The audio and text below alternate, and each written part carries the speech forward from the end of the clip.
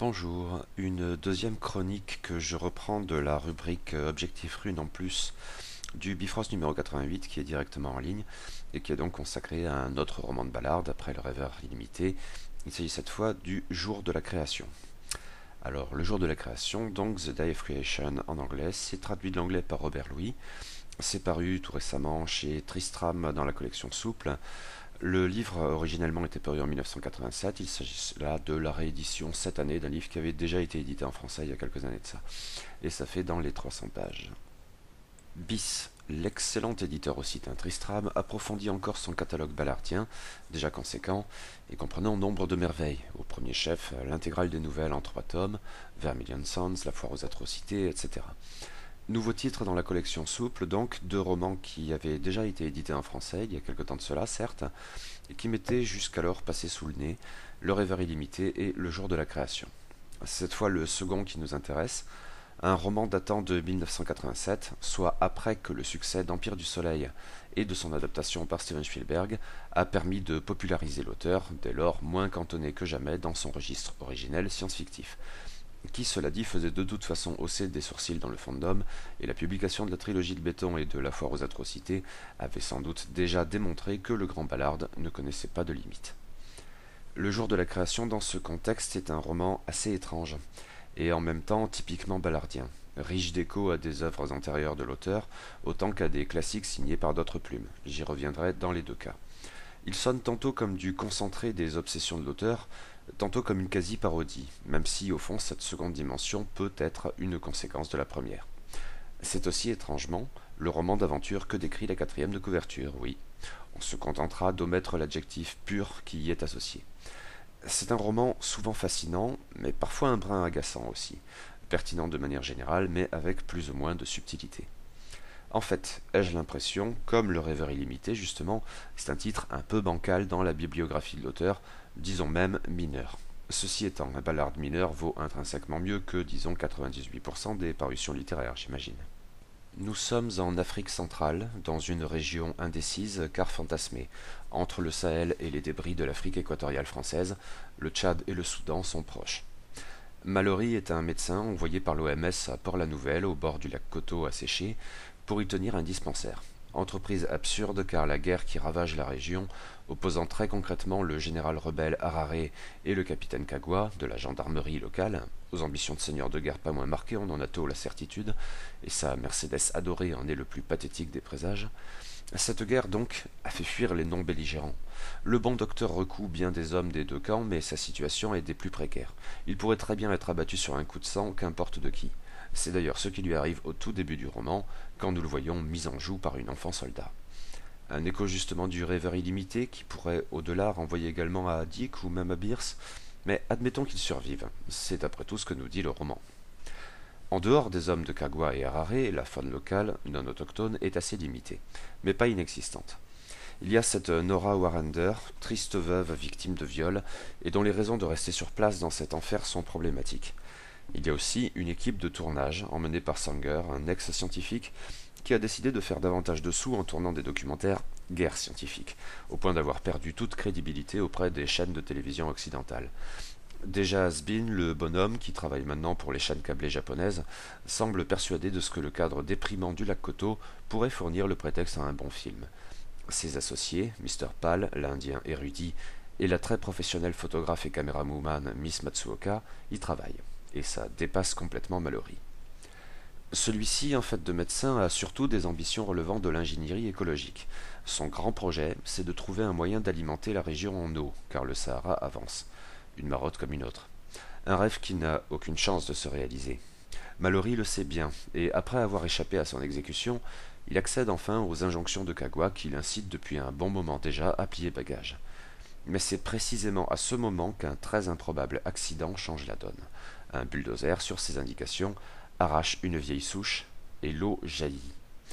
Une réserve bien vite épuisée? Forcément. Sauf que c'est un véritable fleuve qui apparaît ainsi, un monstre s'étendant sur des kilomètres et très large, un nouveau Nil pour un continent qui en a bien besoin, un miracle à même de refleurir le désert. Bien plus que ce que le docteur souhaitait.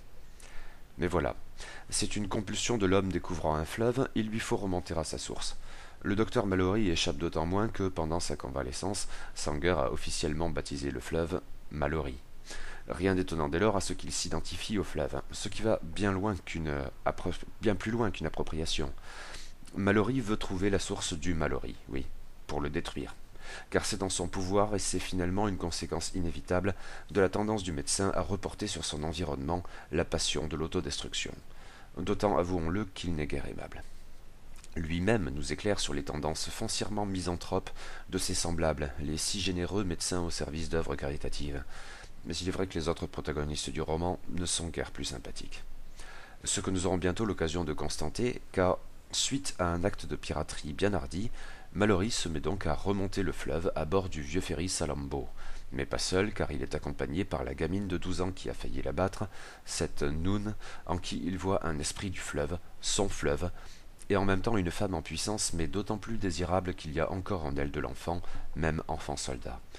Et à leur trousse, tous ceux qui, dans la région, entendent tirer parti du miracle fluvial, c'est-à-dire absolument tout le monde, au point, s'il le faut, du massacre généralisé. Le jour de la création est un roman sous influence, et qui ne s'en cache certainement pas. Sans doute cela fait-il partie de l'essence même du projet. Bien sûr, il emprunte un nombre d'histoires reposant sur le topos du fleuve que l'on remonte, et elles sont innombrables. Bien sûr aussi, contexte africain oblige, et tout autant les considérations métaphysiques et éthiques qui s'y mêlent, la référence clé est probablement Au cœur des ténèbres de Joseph Conrad, avec un Mallory qui serait tout à la fois Marlowe et Kurtz. Peut-être cependant faut-il tordre quelque peu cette référence, car la dimension guerrière du récit peut tout autant évoquer la variation sur le même roman qu'est Apocalypse Now. J'y suis d'autant plus incité que, via Sanger et son équipe de tournage, la technologie moderne ici, porteuse de récits, est essentiellement envisagée au travers du petit écran, sinon du grand. En fait, les références littéraires comme filmiques qu'évoque sans peine le jour de la création ont aussi pour fonction de produire une Afrique noire parfaitement fantasmée, et certes pas épargnée par les clichés du temps béni des colonies, Michel, franchement, ta gueule.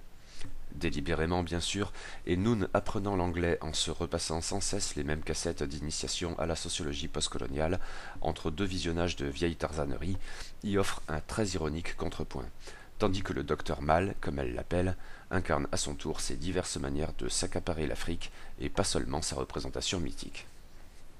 Noon, justement, tire en même temps le roman vers d'autres références non moins marquées. L'attirance clairement pédophile de Mallory pour la gamine de 12 ans, même et peut-être justement parce qu'elle a un flingue, n'est pas l'aspect le moins déconcertant du roman et ne rend pas exactement le personnage du forcément bon docteur plus sympathique.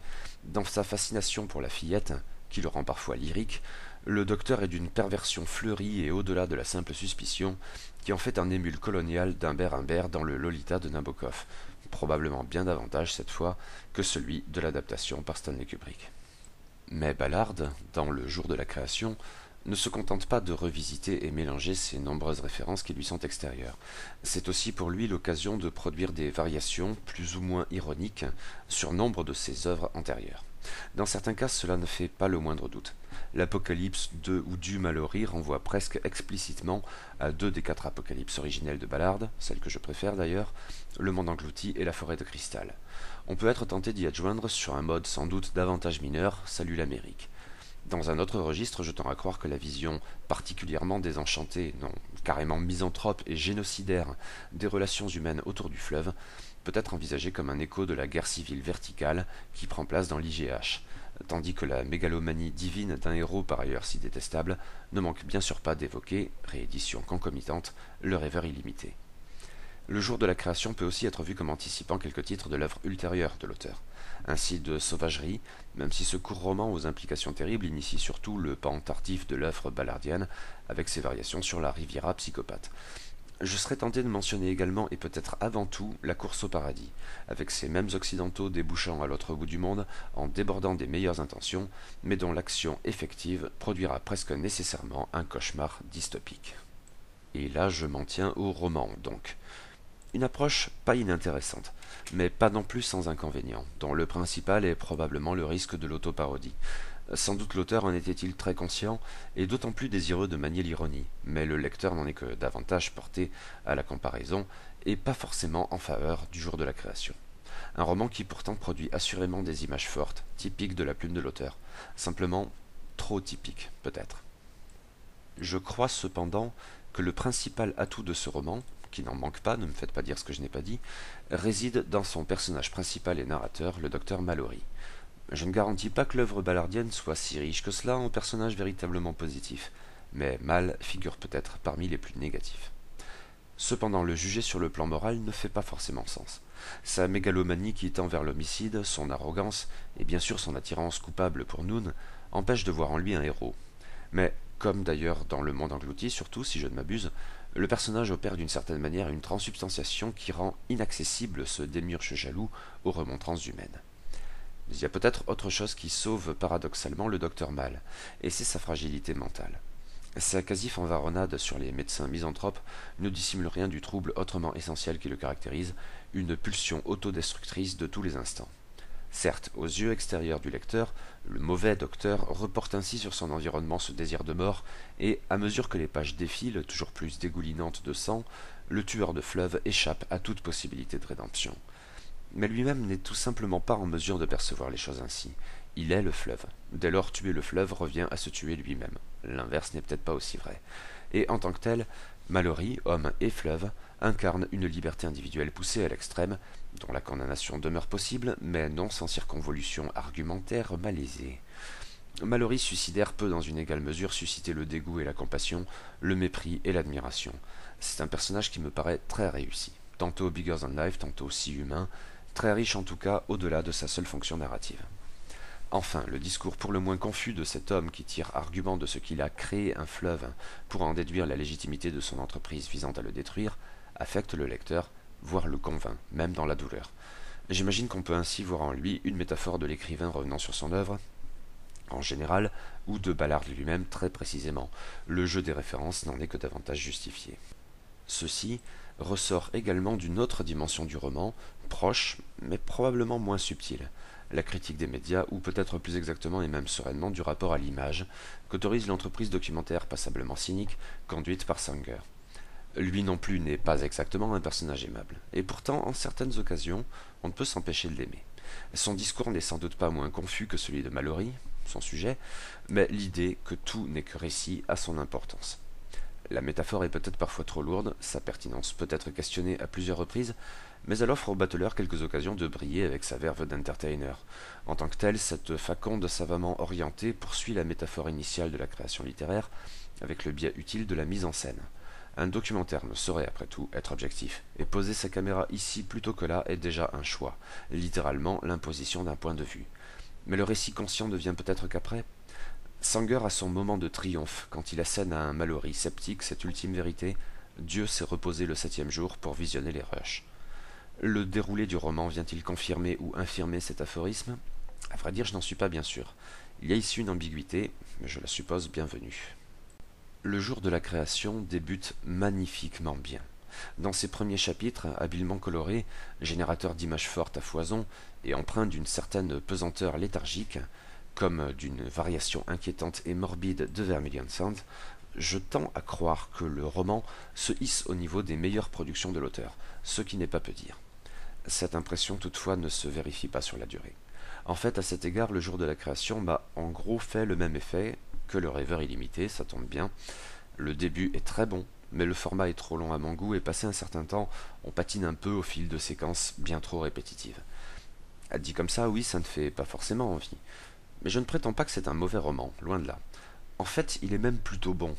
Simplement moins bon que nombre d'autres romans de Ballard, et on ne saurait faire l'impasse sur ce critère violemment discriminant, d'autant que, d'une certaine manière, le roman lui-même nous incite à faire cette comparaison. Ceci étant même de la sorte, il m'a davantage parlé que Le Rêveur illimité, justement, ou que Salut l'Amérique et encore quelques autres. Signé par tout autre que Ballard, Le Jour de la Création aurait été plus que recommandable. Alors on y revient, un Ballard mineur vaut intrinsèquement mieux que 98% des parutions littéraires, dont acte.